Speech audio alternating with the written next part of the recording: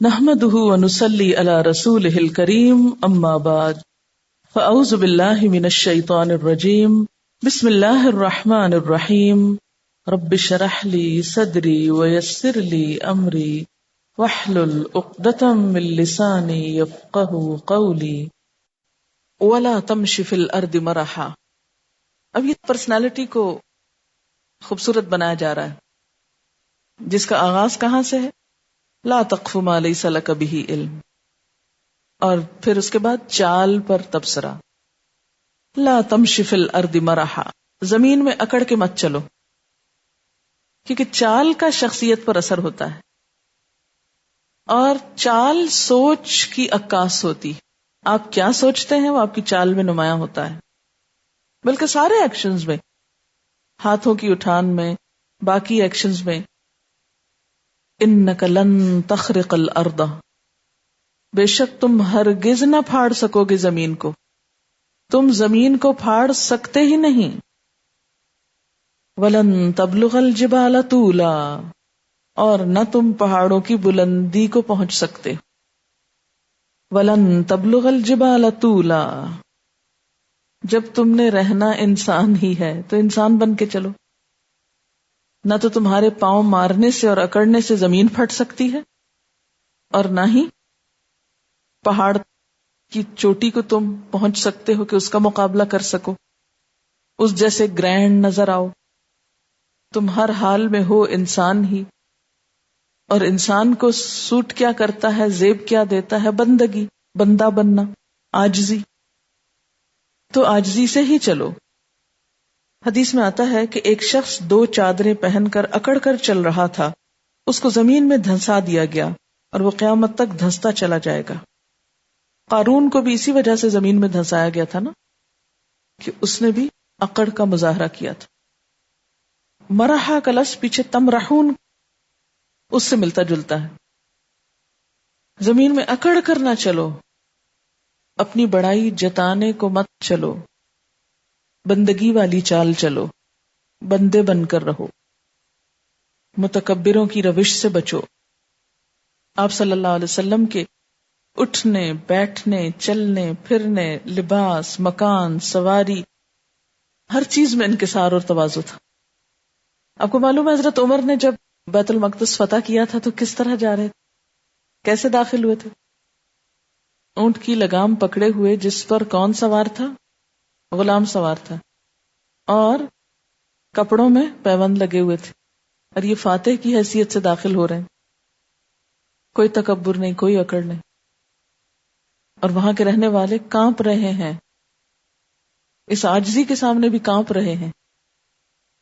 کل ذالک، یہ سب چیزیں، کان سیئہ، ان کی برائی یعنی ان کا برا پہلو، عند ربک مکروہا، تیرے رب کے نزدیک سخت ناپسندیدہ ہے، مکروہ ہے، تیرے رب کو اچھا ہی نہیں لگتا. تو آپ سوچیں اگر یہ چیزیں ہمارے اندر ہوں گی تو ہم رب کے پسندیدہ فیورٹ کیسے بن سکتے ہیں؟ یہ تو مکروہ باتیں، کراہت والی، کراہت آمیز. اس اخلاق اور کردار کے حامل تو ناپسندیدہ لوگ ہیں اللہ کے ہاں. کون سے؟ یہ جو پیچھے جتنی بھی ساری باتیں گزری، صرف یہ 2 نہیں، سارا رکوع. یعنی جو معاشرہ ان بری باتوں کا شکار ہوگا وہ اللہ کی رضا حاصل نہ کر سکے گا. ذالک مما اوحی الیک ربک، یہ اس میں سے ہے، ذالک مما اوحی، جو وحی کی، الیک تیری طرف، ربک تیرے رب نے، من الحکمت، حکمت کی باتوں میں سے. حکمت کس کو کہتے ہیں؟ دانائی، ٹھوس حقیقت. یعنی یہ دانائی کی باتیں یونیورسل پرنسپلز کے طور پر ایک طرح سے اللہ نے آپ کو بھیجی. یہ بیسک ہیومن ایتھکس سے تعلق رکھتی. کوئی بھی اچھی فطرت والا انسان ان چیزوں کو پسند نہیں کرے گا.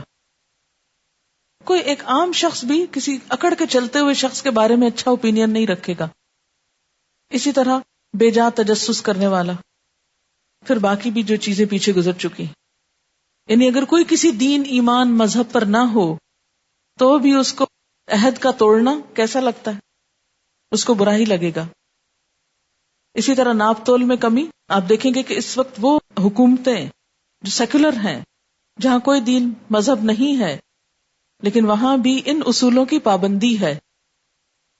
وہاں بھی جو اخلاق سکھائے جاتے ہیں ان میں بھی یہ چیزیں موجود ہیں. کسی یتیم کو ستانے کا تصور نہیں، بلکہ ان کے لیے سوشل سیکیورٹی ہے. پھر اسی طرح قتل وہاں بھی منع ہے. ہاں، قتل اولاد کی بات اور ہے.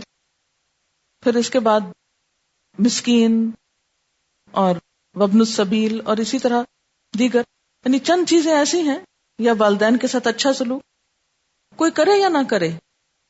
اب دیکھیں کہ یہ الگ بات ہے کہ اب ان معاشروں کے اندر کچھ ویلیوز تبدیل ہوئی ہیں، لیکن بیسیکلی یہ ساری ویلیوز ان معاشروں میں بھی پائی گئی ہیں. ہمیشہ سے ان بری چیزوں کو برا ہی سمجھا گیا. یعنی یہ حکمت کی باتیں ہیں جو آپ کے رب نے آپ کو بتائی ہیں، اور یہ مکی زندگی میں ہی نازل ہو گئی. یہ بھی یاد رکھیے یہ پہلو. جب ابھی کوئی اسٹیٹ نہیں بنی تھی تو بھی یہ بیسک ہیومن ایتھکس سکھائی گئی. یہ آپ صلی اللہ علیہ وسلم کی تعلیم کا خلاصہ تھا ایک طرح سے. جس چیز کی طرف آپ لوگوں کو بلا رہے تھے، جو آپ لوگوں کو بتانا چاہتے تھے، بنانا چاہتے تھے، اس کی تفصیل ہے. وَلَا تَجْعَلْ مَعَ اللَّهِ إِلَٰهًا آخر، اور اللہ کے ساتھ کسی دوسرے کو الہ نہ بناؤ. توحید سے ابتدا ہوئی اور توحید پر اختتام ہو رہا ہے. فَتُلْقَىٰ فِي جَهَنَّمَ، ورنہ تو ڈال دیا جائے گا جہنم میں. ملومًا مدحورا، ملامت زدہ، رحمت سے دور کیا ہوا. افاصفاکم ربکم بالبنین، کیا چن لیا تمہارے لیے تمہارے رب نے بیٹوں کو؟ کیا نوازا تم کو تمہارے رب نے بیٹوں سے؟ واتخذ، اور خود بنا لی، من الملائکۃ، فرشتوں میں سے، اناسا، بیٹیاں، لڑکیاں. ان تمہیں تو رب نے بیٹے دیے اور خود بیٹیاں پسند کی، کیونکہ ان کے نزدیک بیٹیاں کوئی اچھی چیز نہیں تھی، اس لیے انہی کی زبان میں بات کی جا رہی. یہاں سے کوئی یہ مطلب نہ نکالے کہ اسلام میں بیٹیوں کی کوئی اہمیت نہیں، اس لیے کنڈیم کیا جا رہا. خطاب کس سے ہے؟ مشرکین مکہ سے، اور ان کے ایک غلط نظریے کی یہاں بات کی جا رہی کہ تم اپنے لیے تو بیٹیاں پسند نہیں کرتے، بیٹے چاہتے ہو، تو رب کے لیے تم نے بیٹیاں کیسے بنا دی؟ انکم لتقولون قولا عظیما، بے شک تم کہتے ہو بہت بڑی بات، بڑی سخت بات کہتے ہو، یہ چھوٹی بات نہیں ہے. وَلَقَدْ صَرَّفْنَا فِي هَذَا الْقُرْآنِ، اور البتہ تحقیق پھیر پھیر کے ہم لائے ہیں. صرف یصرف، تصریف. پیچھے آپ یہ لفظ پڑھ چکے ہیں کہیں تصریف؟ کہاں؟ تصریف الریاح، کیا مانا تھا؟ ہواؤں کا پھرنا. تو ہوا بھی یہی تو کرتی ہے نا، کہ آتی ہے، گھومتی ہے، پھر ایک اس کا پھرنا، یعنی گھومنا پھرنا. تو تصریف الکلام کہتے ہیں بہت زیادہ پھیرنا، پلٹا پلٹا کے لانا، ریپیٹ کرنا. ہم پھیر پھیر کے لائے ہیں، بار بار ہم نے بیان کی. فی ھذا القرآن، اس قرآن میں کیا چیز ہے؟ مثالیں، احکامات، نصیحتیں، دلائل، امثال، واقعات، ترغیب، ترہیب، واعظ، نصیحت. پھیر پھیر کے لائیں، بار بار لائیں. کیوں؟ لیذکروا، تاکہ وہ نصیحت پکڑیں، بات سمجھیں. لیکن لوگ اسی پہ اٹک جاتے ہیں، کہتے ہیں یہ ریپیٹیشن کیوں؟ وہی بات پھر آ گئی. تو بات یہ ہے کہ ہم اللہ پہ اعتراض کرنے سے پہلے اپنے گریبان میں جھانکیں کہ جو پہلے اللہ تعالیٰ نے فرمایا تھا ہم نے کر لیا ابھی تک؟ اللہ کو پتا ہے ہم ایک دفعہ سن کے ماننے والے نہیں ہیں، ہم کو بار بار کہنے کی ضرورت ہے. اللہ سے بڑھ کر انسان کی نفسیات سے کون واقف ہو سکتا ہے؟ اس کو پتا تھا کہ ہمیں ریپیٹیشن کی ضرورت ہے، اور ہر بات میں بار بار سمجھانے کی. فرمایا اسی لیے تو ہم نے بار بار سمجھایا. یہ کتاب سب کے لیے ہے، صرف ذہین لوگوں کے لیے نہیں، صرف بہت زیادہ ایمان والوں کے لیے نہیں، صرف علماء کے لیے نہیں، سب کے لیے ہے. لہذا ایک ایوریج مائنڈ کو بات جلدی سمجھ میں نہیں آتی. اور بعض اوقات ایک کمزور ایمان کے ساتھ ایک حکم سن کر بھی ہم عمل کوئی نہیں کرتے. پھر کیا ہوتا ہے، ایک چیز گزرتی ہے، پھر کچھ اور آیتیں گزرتی ہیں، پھر ذرا ہمارے ایمان کا لیول بڑا ہوتا ہے، پھر اس میں پھر نصیحت وہی آ جاتی، اب ہمیں سمجھ میں آ جاتی، اب ہم کرنے لگتے ہیں وہی بات جو کل نہیں کی تھی حالانکہ پتہ تھی، وہ آج سنی تو کر لی. ایسا ہوتا ہے نا. اور یہی طریقہ اللہ تعالیٰ نے ہمارے لیے رکھا ہے. وَلَقَدْ صَرَّفْنَا فِي هَذَا الْقُرْآنِ لِيَذَّكَّرُوا وَمَا يَزِيدُهُمْ إِلَّا نُفُورًا. لیکن جن کے ذہن منفی باتیں سوچتے ہیں وہ اس ریپیٹیشن سے کچھ سمجھنے کی بجائے، نصیحت کی بجائے اس سے اور دور بھاگتے ہیں. ان کی نفرت میں اور اضافہ ہوتا ہے. نفورا کا لفظ جو ہے نا، نون فیرے نفرا، پیچھے پڑھ چکے ہیں یہ لفظ. لا تنفروا فی الحر فلولا نفر من کل فرقۃ منہم طائفۃ، پڑھ چکے ہیں. نفری کا لفظ یاد ہوگا، میں نے بولا تھا ایک دم. تو نفرا کا لفظی معنی ہوتا ہے بھاگنا، جانا، دوڑنا. تو نفرت بھی اسی سے ہے. اس میں کیا ہوتا ہے، جس سے نفرت ہو انسان اس سے بھاگتا ہے، دوڑتا ہے. تو قرآن کی مثالوں نے لوگوں کے دور بھاگنے میں اضافہ کیا. اس ریپیٹیشن سے وہ بدک گئے، اریٹیٹ ہو گئے اور چھوڑ بیٹھے. نقصان کس کا ہوا؟ چھوڑ دینے والوں کا. قرآن کا کچھ بگڑا؟ کچھ بھی تو نہیں، کوئی نقصان نہیں. اگر ہم میں سے کوئی بھی اس کتاب کو پڑھنا، سیکھنا، سمجھنا صرف اس لیے چھوڑ دے کہ ایک بات بار بار کیوں کہتے ہیں، اب میں نہیں کروں گا. عام طور پر بھی تو ایسے ہی ہوتا ہے نا کہ اگر ایک بات دوسری دفعہ کہہ دی جائے تو آپ تو ہر وقت یہ کہتے رہتے نماز پڑھو نماز پڑھو. اب تو ہم بالکل بھی نہیں پڑھنے کے. یہی نفسیات یہاں کار فرما ہے کہ اللہ نے مثالیں بار بار اس لیے بیان کی تھی کہ لوگ نصیحت پکڑے، اور لوگوں نے کیا کیا، اس سے الٹا مطلب لیا اور اس ریپیٹیشن سے بھاگ نکلے. وما یزیدہم الا نفورا.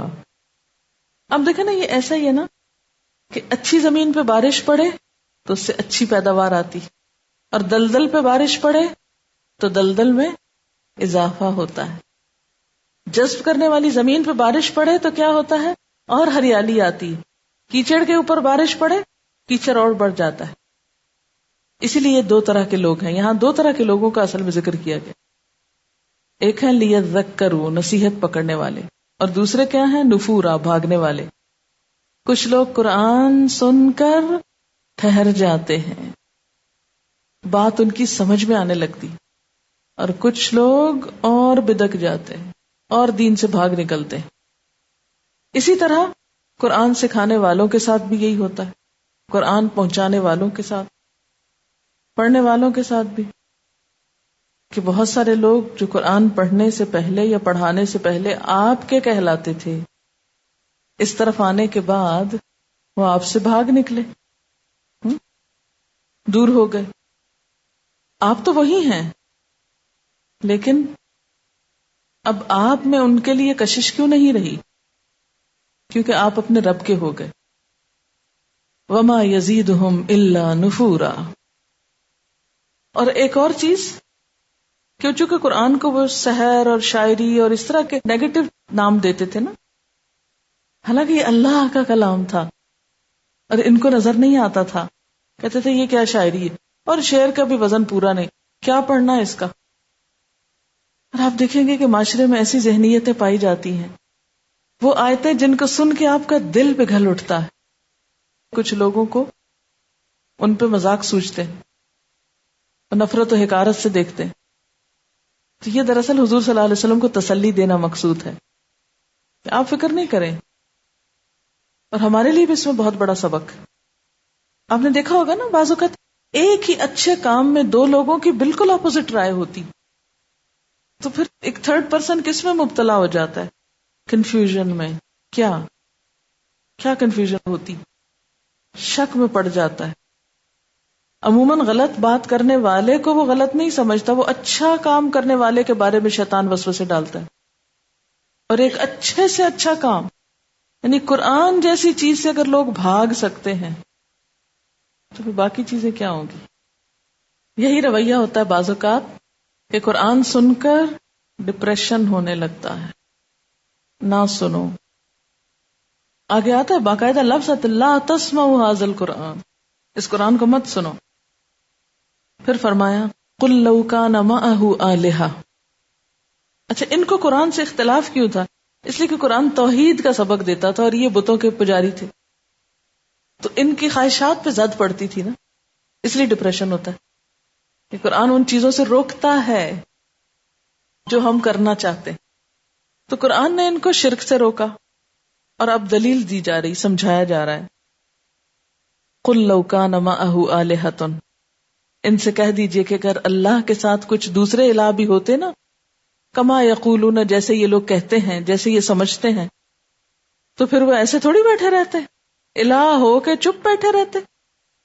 اذا لابتغوا الی ذی العرش سبیلا، تو وہ پھر مالک عرش کے مقام پہ پہنچنے کی کوشش کرتے.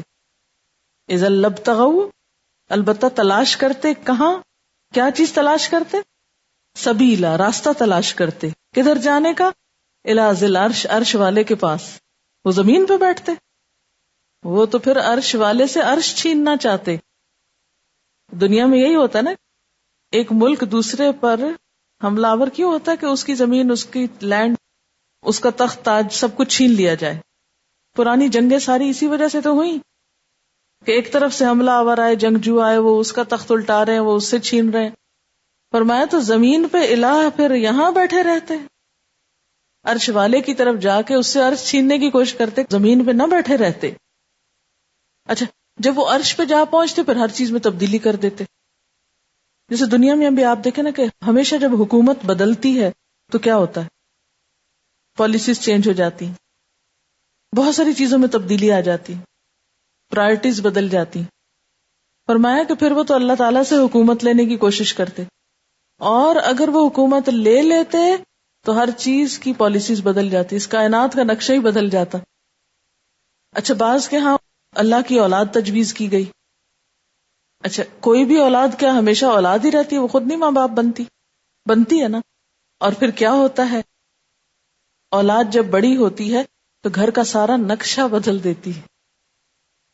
آپ نے دیکھو کہ جب تک گھر کے معاملات آپ کے حوالے رہے، گھر اور طرح رہا. جب بہویں آئیں سب سیٹنگ چینج ہو گئی. اور جب بڑوں کی ڈیتھ ہو جاتی ہے، بڑے ویسے ریٹائر ہو جاتے ہیں، تو نہ صرف یہ کہ فرنیچر تبدیل ہوتا ہے بلکہ بلڈنگز بھی رینوویٹ ہو جاتی. ایک میجر چینج آتا ہے، گھر گرا کے نئے بنا لیے جاتے ہیں. بتانا یہ مقصود ہے کہ کائنات کا نقشہ ہمیشہ ایسے ہی رہتا. یہ توحید کی وجہ سے ہے کہ آسمان پہ اسی طرح سب کچھ ہو رہا ہے جیسے 1000 سال پہلے ہو رہا تھا، اور زمین وہی کچھ اگا رہی ہے جو پہلے سے اگا رہی. ورنہ اگر اللہ کے علاوہ دوسرے الہ ہوتے تو وہ چپ نہ بیٹھے رہتے، وہ اوپر پہنچتے، اور اگر وہ اوپر پہنچ جاتے تو ہر چیز کا نقشہ بدل دیتے. سبحانہ، پاک ہے وہ سارے شرک سے. وتعالی، اور بلند ہے، اما یقولون، ان سب باتوں سے جو وہ کہتے ہیں شرک والی. علوا کبیرا، بہت بلند، بہت زیادہ بلند. علو کے اوپر پھر کبیرہ، جیسے الرحمن پہ الرحیم. تسبح لہ السماوات السبع، تسبیح کر رہے ہیں اس کے لیے 7 آسمان. والارض، اور زمین. ومن فیہن، اور جو ان کے اندر ہے، آسمانوں میں اور زمین کے اندر کے خزانے بھی اندر چھپ کے بھی تسبیح کر رہے ہیں. جیسے آتا نا وَإِنَّ مِنْهَا لَمَا يَهْبِطُ مِنْ خَشْيَةِ اللَّهِ وَإِن مِّن شَيْءٍ، اور کوئی چیز ایسی نہیں إِلَّا يُسَبِّحُ بِحَمْدِهِ، مگر یہ کہ اس کی حمد کے ساتھ اس کی تسبیح نہ کر رہی ہو. وَلَٰكِن لَّا تَفْقَهُونَ تَسْبِيحَهُمْ، لیکن تم ان کی تسبیح سمجھتے نہیں. ایک ذرے کے اندر بھی جو حرکت ہے اور وائبریشن ہے وہ بھی دراصل اللہ کی تسبیح ہے. آپ کو معلوم ہے نا کہ حضرت داؤد علیہ السلام کے ساتھ پہاڑ تسبیح کرتے تھے. اِنَّا سَخَّرْنَا الْجِبَالَ مَعَهُ یسبحن بالعشی والاشراق، سورۃ صاد میں آتا ہے. تو یہاں ایک بہت بڑی حقیقت بتائی گئی کہ مخلوق میں سے کوئی چیز اس کے برابر تو درکنار خود اس کی تسبیح کر رہی ہے، اس کی پاکی بیان کر رہی. اور اگر وہ الہ ہوتے تو کیا جیلسیز نہ ہوتی؟ پھر بھی کوئی اپریسیشن ہوتی؟ ہرگز نہ ہوتی. کہ تسبیح نہ ہوتی. تسبیح کا ہونا اس بات کی دلیل ہے کہ وہ سب مخلوق ہیں. انہ کان حلیما غفورا، لیکن وہ بے شک وہ ہے بردبار، بخشش کرنے والا، سب برداشت کر جاتا ہے جو کچھ لوگ بولتے رہتے ہیں.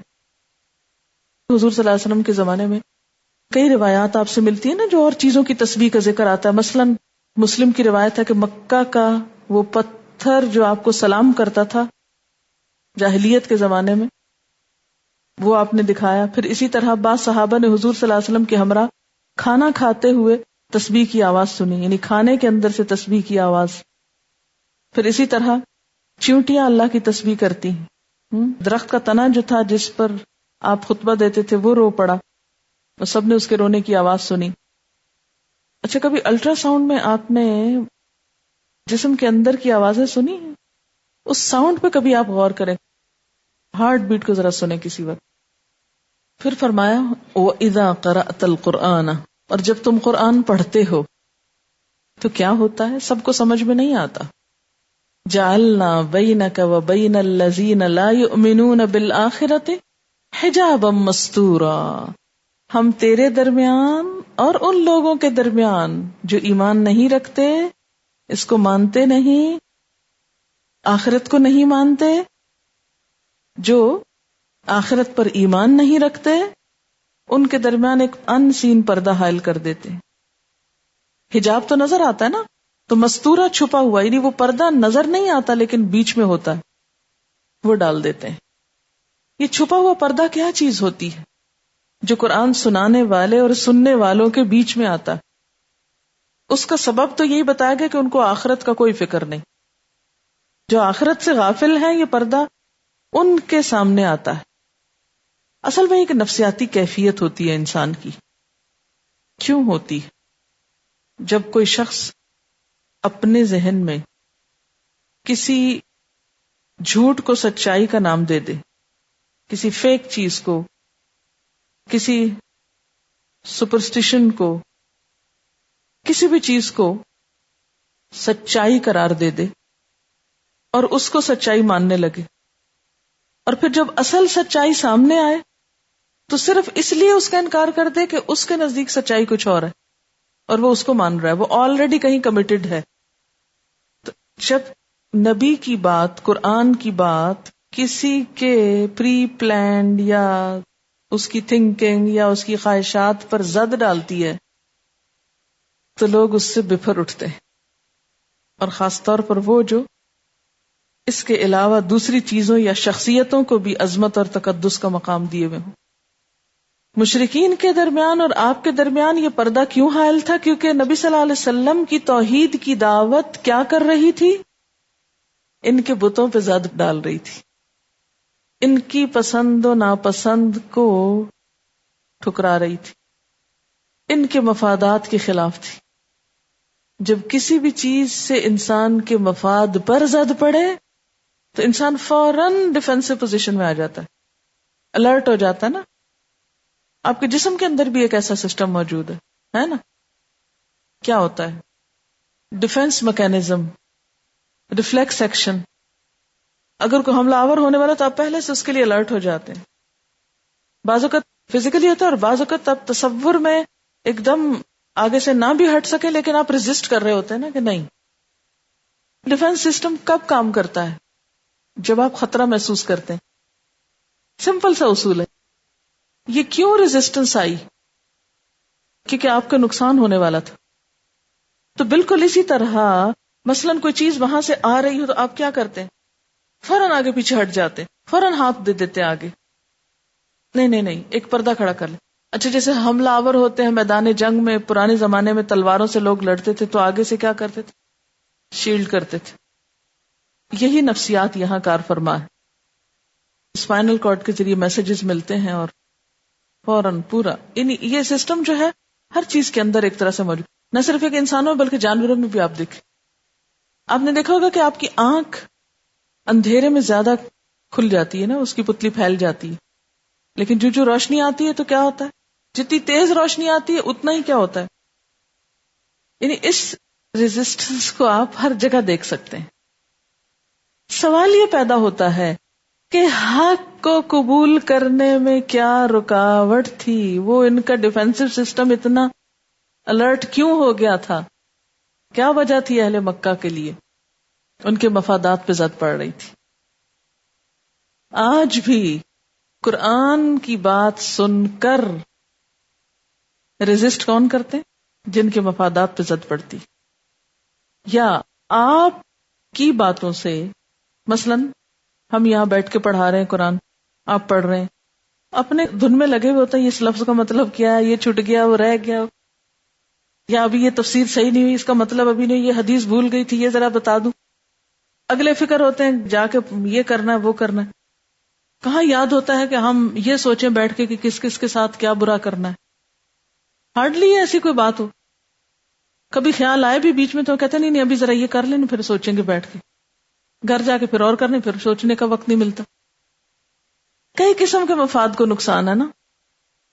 اور سب سے پہلی بات ہے کہ آپ جو چھپ گئی ہیں، بہت سے لوگوں کو تو یہ ان کے اس مفاد کو نقصان پہنچ گیا.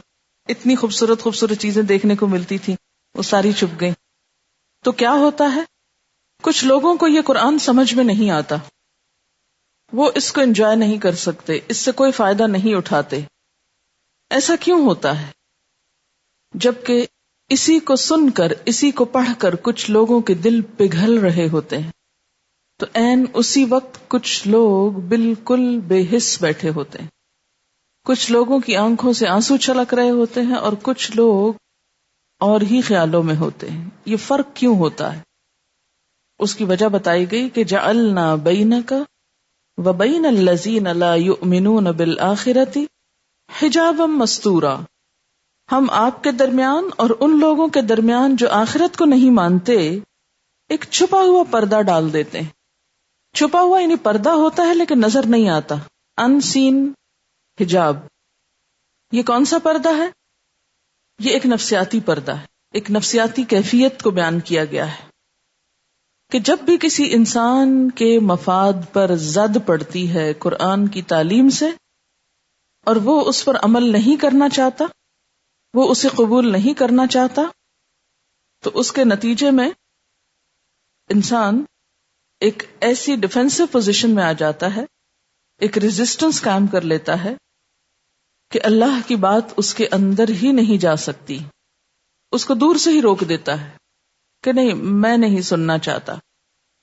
مرضی کے خلاف ہے، ان کے مفادات کے خلاف ہے، اور خصوصاً جن باتوں کو وہ حق سمجھتے ہیں اس کے خلاف ہے. اتنی ساری آیات میں اللہ سبحانہ تعالیٰ نے بار بار یہ ذکر کیا کہ اس کے ساتھ یہ کرو، پہلے رشتہ دار والدین کا حق، پھر رشتہ داروں کا حق، پھر یتیموں کے ساتھ اس طرح کرو، یہ کرو. لیکن اللہ سبحانہ تعالیٰ نے اپنا صرف ایک ہی حق بتایا، اللہ تعبدوا الا ایاہ لا تجعل مع اللہ الہا. صرف اللہ کو ہم سے کیا چاہیے کہ ہم اس کی وحدانیت کے اوپر قائم رہیں. وآخر دعوانا ان الحمد للہ رب العالمین. سبحانک اللہم وبحمدک نشہد ان لا الہ الا انت نستغفرک ونتوب الیک. السلام علیکم ورحمۃ اللہ وبرکاتہ.